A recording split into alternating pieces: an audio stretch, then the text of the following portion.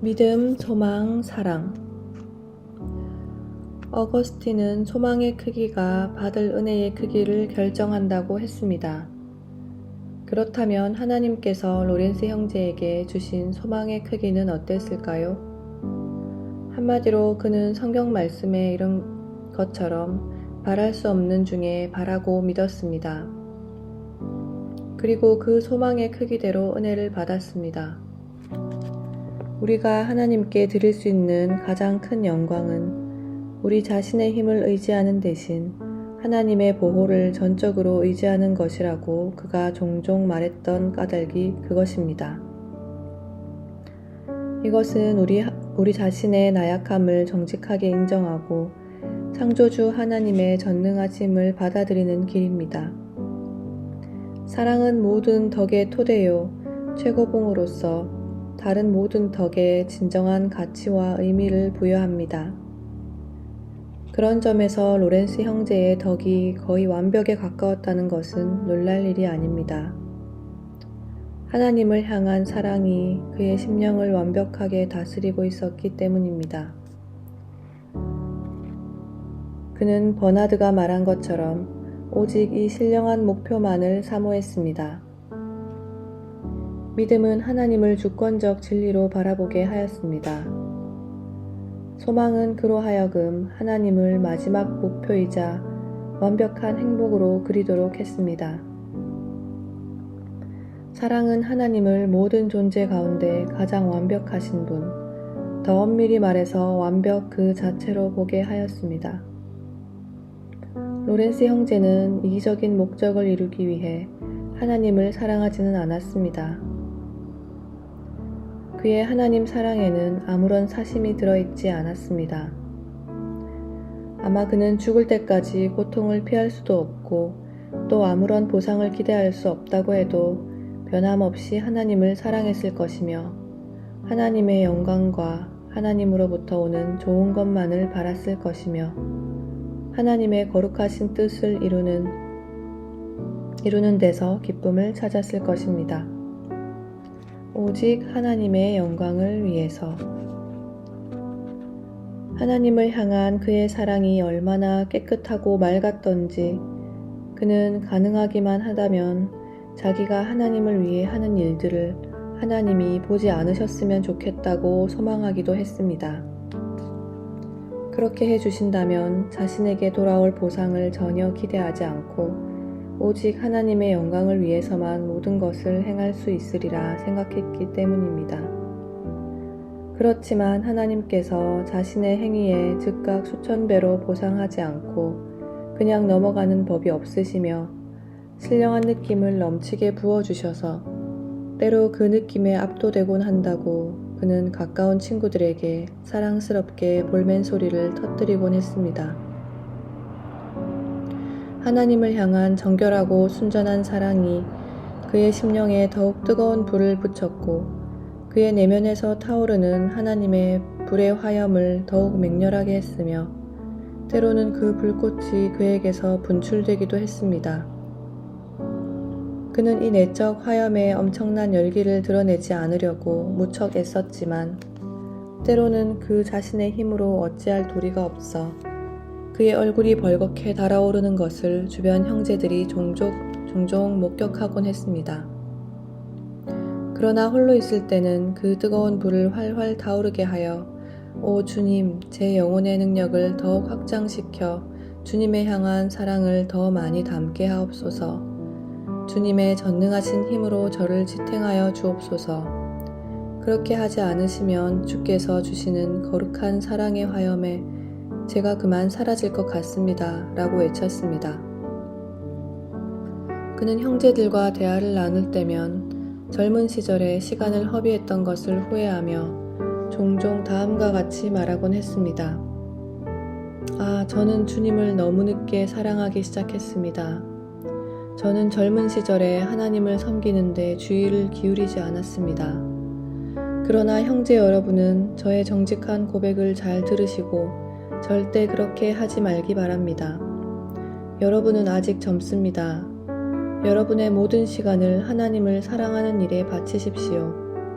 확실히 말씀드리지만 제가 좀 더 일찍 주님을 알았더라면 지금 형제 여러분이 듣고 있는 말들을 누군가가 제게 해주었다면 그렇게 귀한 시간을 낭비한 뒤에야 주님을 사랑하기 시작하지는 않았을 것입니다. 제 말을 귀담아 들으십시오. 여러분의 인생에서 하나님을 사랑하며 보내지 않은 시간은 쓸모없이 허비한 시간으로 여기십시오. 하나님을 향한 사랑과 이웃을 향한 사랑은 하나이며 또 동일한 것이므로 우리는 로렌스 형제의 하나님을 향한 사랑으로 그의 이웃을 향한 사랑을 판단할 수 있습니다. 그는 형제 중에 가장 작은 자에게 한 것이 곧 하나님께 한 것이라는 주님의 가르침을 그대로 믿었습니다. 그는 어떤 임무를 맡든지 그 임무를 통해 형제들을 섬기기 위해 세심히 배려했고 특별히 부엌에서 일하는 임무를 맡았을 때 더욱 그러했습니다. 그는 부엌에서 일하는 동안 수도원의 가난한 살림살이 안에서나마 형제들의 육신의 건강에 필요한 모든 것을 공급하기 위해 최선을 다했고 그들을 천사처럼 여겨 기쁘게 섬기고 대접하였습니다. 그는 부엌에서 일하는 모든 수련수사들에게 이런 섬김의 자세를 심어주었습니다. 그는 힘 닿는 대로 가난한 사람들을 도왔으며 그들의 고통을 위로했으며 선한 말로 격려하고 그들이 땅의 양식을 위해 힘써 일하는 동시에 하늘의 양식을 얻기 위해서도 힘쓰도록 각성시켰습니다. 그는 모든 사람들을 하나님께 인도하기 위해 모든 사람들에게 모든 모양의 인물이 되었습니다.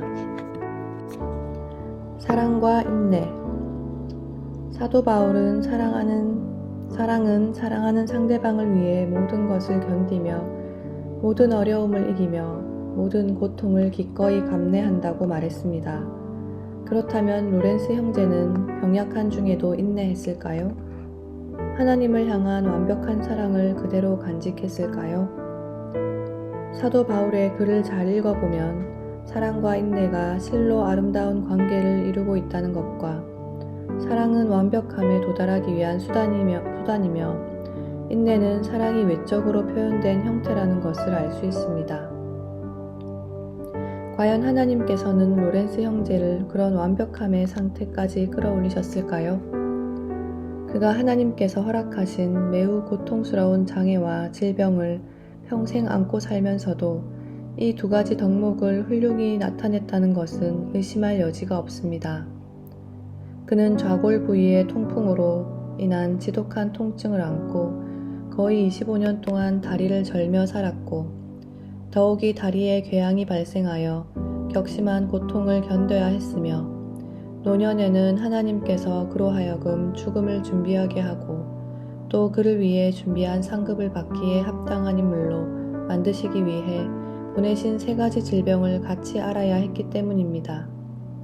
세 가지 질병 가운데 처음 두 질병은 그를 극단의 상태까지 몰고 갔지만 그는 경탄할 만한 인내심으로 그 고통을 이겨냈으며 지독한 고통 한가운데서도 가장 건강했을 때 보여주었던 영혼의 평정을 잃지 않았습니다. 그는 첫 번째 질병을 앓을 때 속히 하나님 곁으로 가기를 소망하기도 했습니다.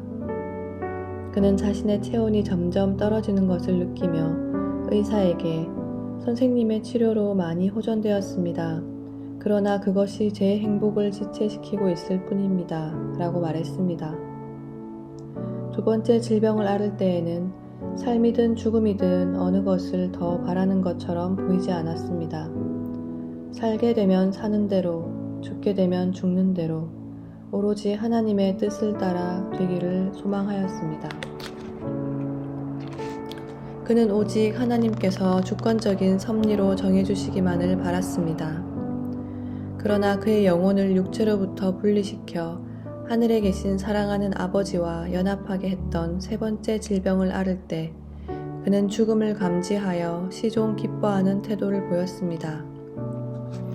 오래전부터 그 축복의 순간을 갈망해 왔으므로 그 순간이 다가오자 더욱 기뻐했던 것입니다. 아무리 용감한 전사라도 죽음을 감지하면 두려워 놀라게 마련이지만 그는 전혀 요동하지 않았습니다. 오히려 편안한 마음으로 담대하게 맞이했습니다. 한 형제가 로렌스 형제를 위해 마련한 초라한 침상을 보면서 "로렌스 형제님, 이것이 형제님의 마지막 침상입니다. 아무래도 주님의 곁으로 가야 할 때가 가까운 것 같습니다. 라고 말했습니다. 그러자 그가 "그렇군요. 저기에 제 임종의 자리가 있군요. 그러나 저런 침상에 눕게 될 것이라고 생각도 못한 누군가가 곧 저를 따라 올 것입니다. 하고 말했습니다. 그리고 며칠 뒤 로렌스 형제가 예견한 대로 되었습니다. 로렌스 형제에게 그 말을 했던 형제는 매우 건강했는데 갑자기 다음날 쓰러져 로렌스 형제가 매장되던 날 죽었고 그 다음 수요일에 로렌스 형제와 같은 묘지에 묻혔기 때문입니다. 마치 생전에 서로 아끼며 존경했던 이 두 형제를 결속했던 사랑이 두 사람을 죽음으로 갈라놓기를 원하지 않아 두 사람을 같은 묘지에 눕게 한 것만 같았습니다. 로렌스 형제는 세상을 떠나기 몇 개월 전 자기가 2월을 마치기 전에 죽게 될 것이라고 몇몇 사람들에게 말하였습니다. 그는 한 수녀에게 보름 간격으로 2통의 편지를 보냈는데 첫 번째 편지 말미에서 이렇게 적었습니다. 자매님께 작별을 고합니다.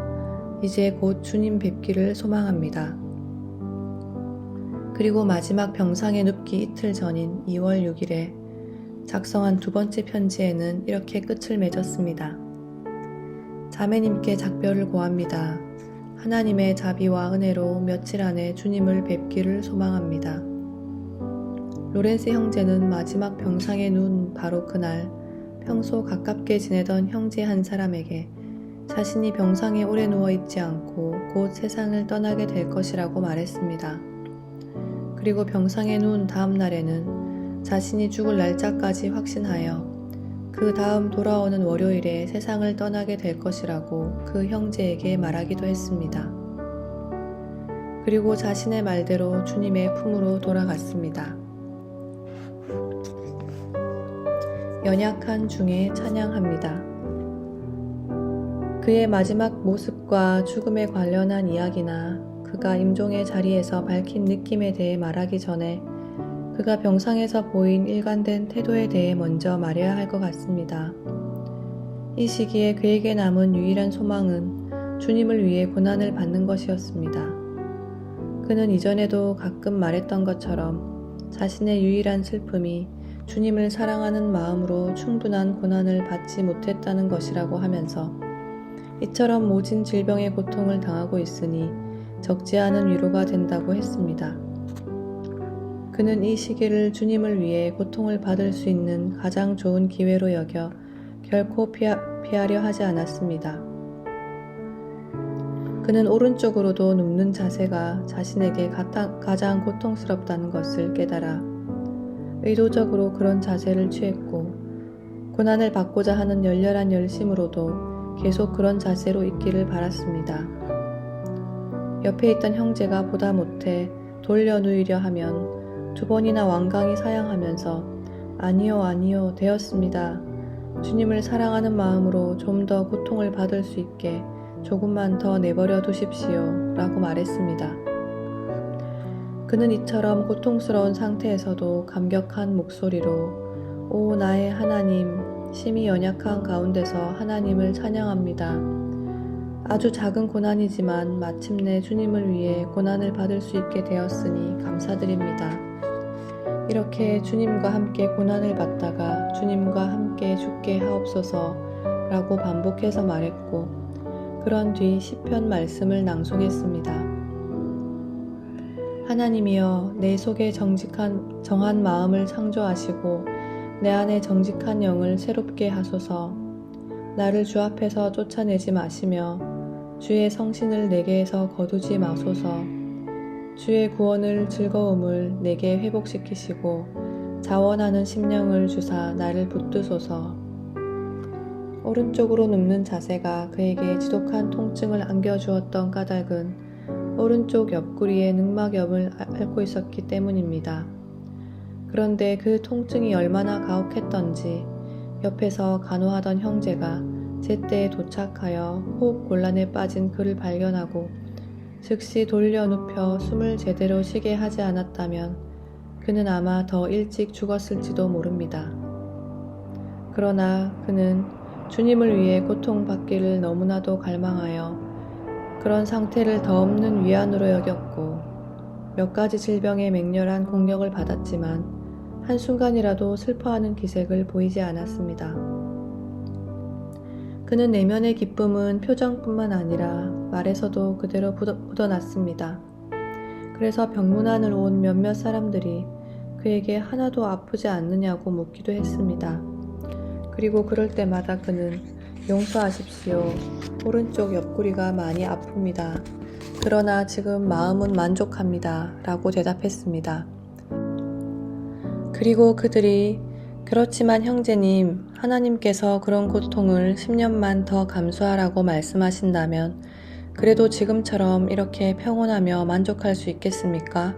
라고 되물으면 그는 물론입니다. 10년이 아니라 심판날까지 이 고통을 안고 살라 하신다 해도 기꺼이 만족할 것입니다.